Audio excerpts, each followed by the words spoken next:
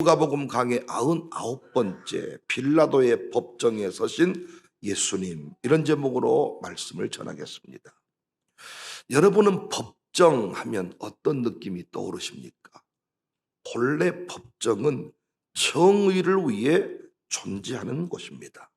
그런데 이 법정이 항상 공정한 것만은 아닙니다. 우리가 영화나 드라마 등 또 실제 경험한 분도 계시겠지만, 죄를 지었음에도 힘이 있는 자라서 법정에 세우지 못할 때가 많고, 죄를 짓지 않았는데 힘이 없어서 죄인이 되는 경우도 있습니다. 인류 역사상 가장 불의한 재판, 이 불의한 법정이 예수님이 서신 법정, 예수님이 받으신 재판이 정말 불의한 재판입니다. 빌라도도 헤롯도 죽일 죄를 찾지 못하였다 했는데 십자가형을 집행합니다. 13절 이하를 보시면 빌라도가 대제사장들과 관리들과 백성을 불러 모으고 이르되, 너희가 이 사람이 백성을 미혹하는 자라 하여 내게 끌고 왔도다. 보라, 내가 너희 앞에서 신문하였으되 너희가 고발하는 일에 대하여 이 사람에게서 죄를 찾지 못하였고, 헤롯이 또한 그렇게 하여 그를 우리에게 도로 보내었다. 보라, 그가 행하는 일에는 죽일 일이 없다. 22절에도 빌라도가 세 번째 말하되, 무슨 악한 일을 했느냐? 나는 그에게서 죄를 찾지 못하였다. 그런데 예수님은 죽으셨잖아요. 우리가 보통 영화나 드라마 같은 곳에서 재판을 받는데, 죄가 없는 사람이 갑자기 내가 죄인입니다, 내가 다 했습니다, 이렇게 시인을 하면 우리는 막 복장이 터지지 않습니까? 야, 이 새끼야, 네가 뭘 너 안 했다고 말을 해야지. 와, 막. 여러분은 드라마를 조용히 보신가 봐요. 저는 막 사과 먹다가 사과를 던져버린다니까요. 막, 야, 네가 이 새끼야 뭘 막. 우리 예수님이 재판받으시는 이 모습을 볼 때 이런 막 분노의 감정이 막, 와, 왜? 당시 유대인들이 예수님을 잡아왔지만은 그들 스스로 예수님을 처형할 권한은 없었어요. 그들이 예수님을 죽일 수 있는 유일한 방법은 스데반 때처럼 돌로 쳐 죽이는 것입니다. 그런데 유대 종교 지도자들은 예수님을 그렇게 돌로 쳐 죽이기에는 너무나도 부담이 컸습니다. 그래서 그들이 택한 방법이 로마 법정으로 넘겨서 그들의 손에 예수님이 죽게 할 계획을 세웠습니다. 두 가지 중요한 계획을 세웠는데, 첫 번째 계획은 유월절 분위기를 이용해서 군중들에 의해서 죽게 하자. 당시 로마 정부에서 가장 싫어했던 것이 밀란입니다. 밀란. 백성들이 들고 일어나는 것을 싫어했어요. 그래서 이들에 의해서 예수님을 죽게 하자. 두 번째 계략은 예수님의 죄목을 변경하는 거예요. 유대 지도자들이 만든 죄목은 신성모독죄였잖아요. 우리 공부해서 알고 있잖아요. 그런데 로마에서 그 죄로는 사형을 당하지 않아. 가장 큰 죄가 뭐였냐? 로마에 대한 반역죄였습니다. 그래서 1절 2절에 무리가 다 일어나 예수를 빌라도에게 끌고 가서 고발하여 이르되, 뭐라고 고발을 했어요? 우리가 이 사람을 보매 우리 백성을 미혹하고 가이사에게 세금 바치는 것을 금하며 자칭 왕 그리스도라 하더이다. 로마에 대해서 반역을 냈습니다. 이 죄를 만들어서 죽이고자 했습니다. 그런데 빌라도는 처음부터 이 재판이 정상적인 재판이 아니고, 정상적인 고발이 아니고 억울한 재판임을 알고 있었어. 왜? 로마의 입장에서 유대인들이 순수하게 자신들에게 협력할 리가 없었어요. 그런데 그 로마에 대한 반역자를 자기들이 끌고 와서 여기 로마 반역자입니다 넘겨줄 리가 없다는 거예요. 그래서 빌라도가 3절에 묻는 거예요. 네가 유대인의 왕이냐?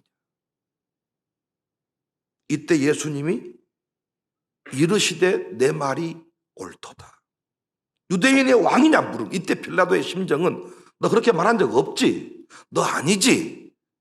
이미 제 말을 이해되시는 거 맞죠? 네. 넘겨줄 리가 없는데 데려와서 로마 반역했다고 로마에 충성하는 것처럼 이들이 종교 지도자가 지금 얘기를 하고 있는 거예요. 그러니까 유대인의 왕이냐?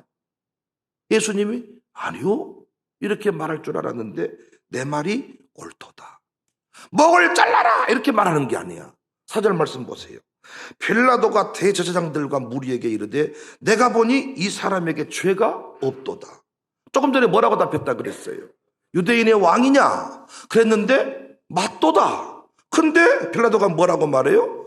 죄가 없도다. 좀 이상하지 않으세요? 왜 왕이라고 답했는데 죄가 없다고 말했느냐? 두 가지 이유가 이렇게 추정이 됩니다. 첫 번째 이유는 빌라도의 입장에서 예수님을 딱 보니까 이들은 딱 보면 모르겠어요? 로마의 어떤 반역자, 정치적 선동가가 아님을 알았습니다. 유대인의 왕이냐? 내가 다 했습니다. 아니 이 검사가 네가 했냐? 제가 다 했습니다 할 때 너 몸통이 아니구만. 재미가 없어요 별로. 몸통이 아니구만. 한 방에 알아차린 거죠. 죄가 없도다. 또 하나의 이유는 제정신이 아니었다고 취급했을 수 있어요. 보통 이쯤 되면 살기 위해서 발언을 하잖아요. 살기 위해서 나름대로 머리를 쓰고 어떤 답을 해야 될지를 알고 있는데 예수님은 유대인의 왕이냐? 이때 왕이냐고 답하면 죽는 거잖아요.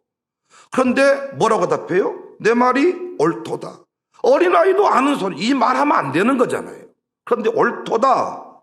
우리는 물론 그 이유를 알고 있죠.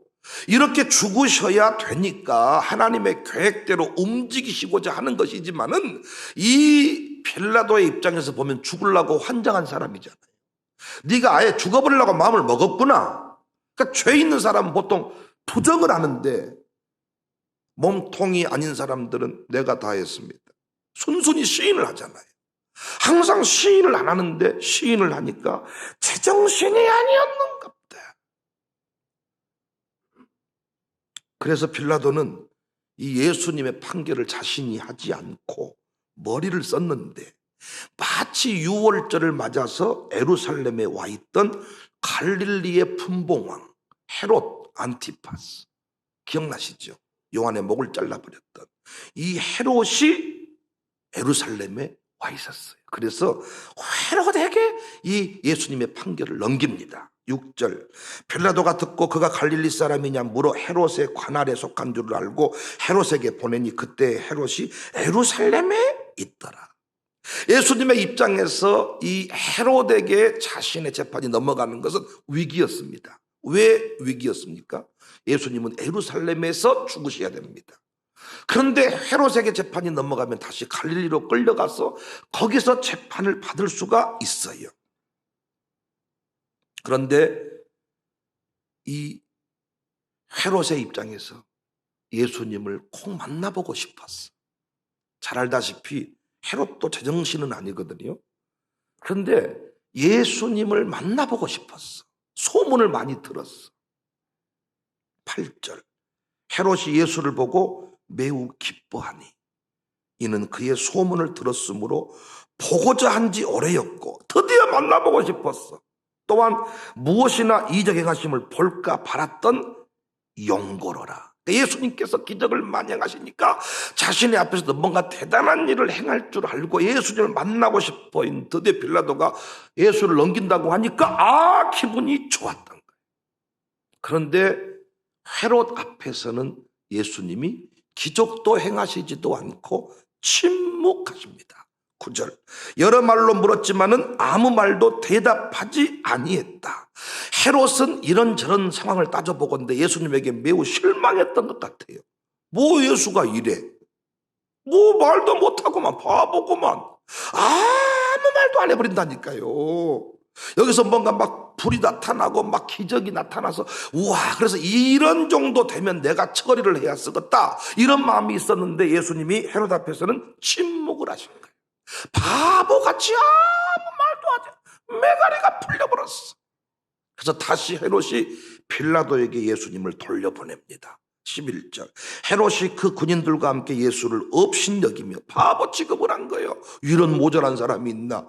희롱하고 빛난 옷을 입혀 빌라도에게 도로 보냈습니다. 본래 헤롯과 빌라도는 아주 정치적인 경쟁자여서 보통의 경우는 양보가 없습니다. 이런 케이스는 재판을 잘해가지고 어떤 자신의 정치적인 입신양명의 기회로 삼는데 양보를 한 겁니다. 이 일로 인해서 서로 친구가 되었다고 본문은 기록하네요. 12절 헤롯과 빌라도가 전에는 원수였으나 당일에 서로 친구가 되었다. 두 사람 다 예수는 별 볼 일이 없구나. 그래서 다시 말합니다. 13절 빌라도가 대제사장들과 관리들과 백성을 불러 모으고 이르되 너희가 이 사람이 백성을 미혹하는 자라 하여 내게 끌고 왔도다. 보라 내가 너희 앞에서 신문하였으되 너희가 고발하는 일에 대하여 이 사람에게 죄를 찾지 못하였고 15절 헤롯이 또한 그렇게 하여 그를 우리에게 도로 보내었도다. 보라 그가 행한 일에는 죽을 일이 없느니라. 이 말씀 이제 이해가 되셨죠? 없느니라. 16절 그러므로 내가 그냥 내보내지는 않고 때려서 놓겠노라. 이것도 유대인들의 비위를 건드리지 않기 위해서 밀란을 일으키지 않기 위해서 그래도 나름대로 죄가 없지만은 그냥 보내면 썽썽이 보내면 너희들이 화가 날 것 같으니까 내가 때려서 보내겠다 그러면서 일종의 사면 이야기를 은근히 꺼내놓습니다.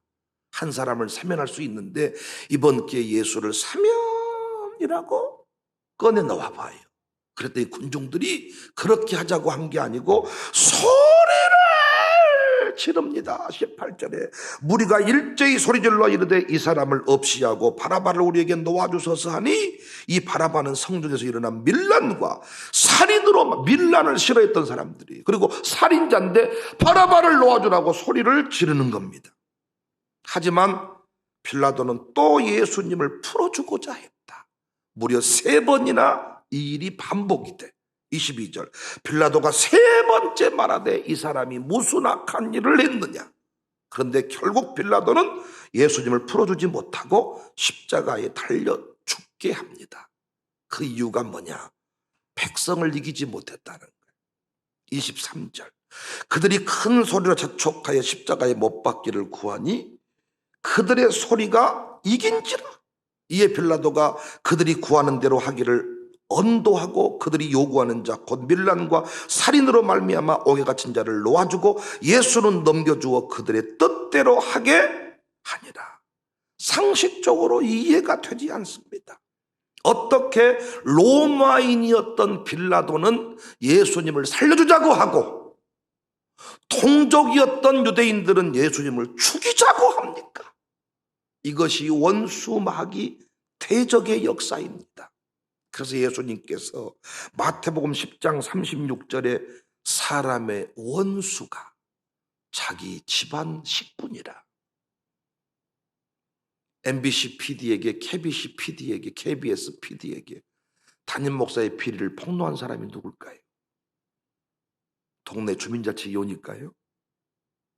자기 집안 식구니라. 여러분은 이 긴 이야기, 여러분은 이렇게 성경을 함께 읽어가면서 공부하는 거 싫어하시죠? 갈치 뼈 발라먹는 거 힘들잖아요. 그래서 요즘에 제주도에 뼈를 다 발라준 갈치집이 생겼어. 그 살만 주더라. 맛있을 것 같죠? 질려서 못 먹어요. 갈치 뼈 사이에 붙어있는 살을 발라먹는 재미가 있어야 되는데 여러분은 새벽에 성경 막 읽자 그러면 아따 귀찮아 죽고 눈이 침침해 죽고 결론이 뭐예요? 결론이 첫째, 둘째가 없는 설교의 특징은 최대한 결론을 감춥니다. 계속 스토리를 쫙 함께 찾아가다가 마지막에 결정적인 순간에 살짝 보여주었다가 마지막에 딱 보여주고 기도합시다 끝나는 거예요. 앞부분에 찾아가는 재미를 못 느끼면 여러분은 그 설교의 은혜를 받지 못해. 제 설교 패턴이 두 가지가 있어. 여러분한테 설교학을 강의할 필요는 없고 이 긴 이야기를 들으시면서 여러분은 무엇을 깨달으셨습니까? 이 본문 내용 모르십니까? 다 아는 내용인데 저는 빌라도와 예수님의 모습이 선명하게 대조가 되었습니다. 우리가 빌라도를 욕할지 모르지만 빌라도의 모습 속에 우리의 모습이 있습니다. 아니, 죄 없음을 알았으면서 놓아 주어야겠다는 마음이 수차례 들었으면서 오늘 본문에 나오지는 않지만은 자신이 자신의 부인을 통해서도 예수님 판결하지 말라고 사인을 얻었으면서 예수님 건드리지 말라는 말을 들었으면서 결국은 자신의 뜻대로 행하지 못하고 백성의 소리를 따라갔잖아요. 하지만 예수님은 달랐습니다. 끝까지 자신이 품은 하나님의 뜻대로 행했습니다. 그래서 빌라도 앞에서는 유대인의 왕이다고 말을 해야 죽는 거예요. 왕이다 말을 했고 헤롯 앞에서는 침묵해야 됩니다. 왜? 예루살렘에서 죽어야 되니까. 하나님의 뜻을 품고 하나님이 원하시는 자리에서 그대로 죽겠습니다. 그 뜻대로 길을 걸어가는 예수님의 모습을 봅니다. 보통의 경우는 유혹을 받습니다. 빌라도 앞에서 말만 잘하면 살 수 있겠다 싶어서 다른 소리를 할 수가 있는데 우리 예수님은 그렇게 하지 않았습니다. 상황에 따라서 다른 소리를 하시는 게 아니고 하나님이 정해준 뜻대로 그 길을 걸어가서 결국 십자가에 달려 죽습니다. 저는 이 예수님의 모습이 오늘을 사는 여러분과 저에게 있어야 된다고 생각해. 상황에 따라서 다른 말을 하지 말고 목사 앞에서 하는 말과 사람들 앞에서 하는 말이 다른 것이 문제야. 교회에서 하는 말과 자식들 앞에서 하는 말이 다르니까 문제야. 군중들이 무서워서, 사장님이 무서워서 너 신자냐 물어볼 때 아닙니다. 너 주일날 교회 갔다 왔냐? 안 갔다 왔습니다. 학생들이 일반 학교에 다니면 주일날 교회 갔다 온 사람 손 들어. 갔다 왔지만 손 못 든다는 거예요. 코로나가 한창일 때 교회 갔다 왔다 그러면 감염의 원상지 바이러스 취급받기 때문에 밥을 먹을 때도 손 모으고 기도 못합니다. 손가락 떨어뜨리면서 눈 떴다 감는 식으로 기도한답니다. 알라를 섬기는 사람들은 어떤 자리에 있든지 간에 알라를 향해서 보란듯이 기도를 하는데 가톨릭 신자들은 성호를 그어가면서 기도를 하는데 우리 신자들의 기도의 모습은 너무나 초라하기 짝이 없다는 거예요. 왜? 군중들이 무서워서, 사람들의 비난이 무서워서. 목사도 마찬가지입니다.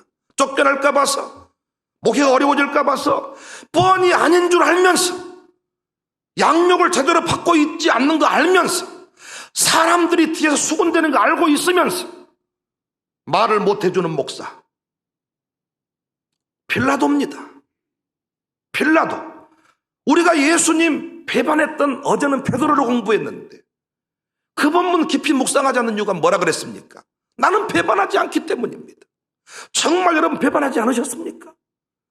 앞으로도 배반하지 않을 자신이 있으십니까? 우리가 정말 예수님처럼 기도하지 않고 끝까지 배반하지 않을 수 있을까요? 빌라도 보세요. 3번이나 죄가 없지 않냐? 나는 못 찾았다. 그럼 어떻게 해야 맞습니까? 정치적인 모든 생명을 걸고 나는 내 목을 내놓을지라도 예수님은 죄 없습니다. 이렇게 말을 해야 맞지 않습니까? 그런데 아니다, 아닌데, 이건 아닌데, 아니라고 이미 알고 있으면서 끝내 예수님을 사형장에 내놓잖아요. 백성을 이기지 못했대요. 여러분은 어떠하신가요? 뜻대로 살고 계십니까? 주변 사람들의 말에 의해서 좌우지 되십니까? 사랑하는 성도님들, 저도 그렇게 살려고 결단합니다. 여러분도 마찬가지입니다. 백성들의 소리에 휘둘리지 않기를 바랍니다. 사람들의 말에 의해서 우리의 신앙의 모습이 달라지지 않기를 바랍니다. 사람들의 소리는, 사람들의 어떤 그 비난은 하다가 입 아프면 안 하는 거예요. 우리 교회를 향한 비난도 어느 순간 지나니까 사라지더라고요. 우리 교회 죽여버릴 것처럼 기자들이 막 떠들어대지만은 어느 순간 지나니까 사라지더라고요. 사람들의 소리가 무섭습니다. 무섭습니다. 끝까지 여러분과 제가 정해진 그 길을 간다는 게 쉬운 얘기가 아닙니다. 샬롬 스쿨에 자식을 보내는 것, 어떤 아픔이 있어서 치유받기 위해 보내는 건 좀 더 쉬울 수 있다고 쳐요. 그러나 일반 학교에 멀쩡하게 잘 다니고 있고 정상 클래스, 상위 클래스 유지하고 있는 학생들을 갑자기 결단해서 샬롬 스쿨에 보내겠습니다. 쉬운 얘기 아닙니다, 여러분. 이 코로나 시대에 새벽 예배 드리겠습니다, 주일 예배 드리겠습니다, 나는 그래도 교회에 갑니다 말하는 게 쉬운 거 아닙니다. 이런 때 부흥이 하겠습니다. 쉬운 얘기 아닙니다. 주변 사람들한테 한번 물어보십시오. 저 요즘에 부흥이 하고 삽니다. 선배들이 와, 자네 진짜 목사네 이렇게 말하지 않아. 부흥회를 해보러? 와? 대단하네. 그나저나 멋지네. 기도회를 합니다. 멋지네. 그 말이 그나저나 멋지네. 그나저나라는 말이 함정이야. 참, 자네는 또래 같은 짓거리를 잘하네. 그러다가 또 가면 나하면 못 잘란가? 조심 좀 하소. 자네 때문에 우리가 힘들어 죽겠네. 그 말 아니야? 사람들의 말을 들으면 아무것도 못합니다. 빌라도가 사람들의 말을 들었기 때문에 참 평생토록 사도신경에 나오잖아요. 빌라도에게 고난을 받으사. 빌라도는 평생 아주 그냥 오점을 남기는 인생이 된 거예요. 물론 다 하나님께서 정해놓은 계획표대로 써먹은 인생들이지만 빌라도의 모습이 우리에게 있지 않는가. 뜻을 정했으면 끝까지 가세요. 비가 온다고 새벽 예배 못 나오고, 코로나가 어쨌다고 못 나오고, 어제는 야근했기 때문에 못 나오고, 뜻을 정했으면 끝까지 쭉 가는 인생. 하기로 했으면 하는 인생. 여러분, 다른 거 필요 없고, 기독교 신자냐 물을 때 나는 신자입니다. 이 시대에 이것만 고백하고 살아도 감사하겠고, 그래도 예배할 것인가 물으시면 그래도 나는 예배할 것입니다. 이렇게 말하는 여러분과 제가 됩시다. 그 고백만 있지 않아도 수많은 사람이 우리 교회로 나올 것입니다. 그래도 기도할 것인가? 기도할 것입니다.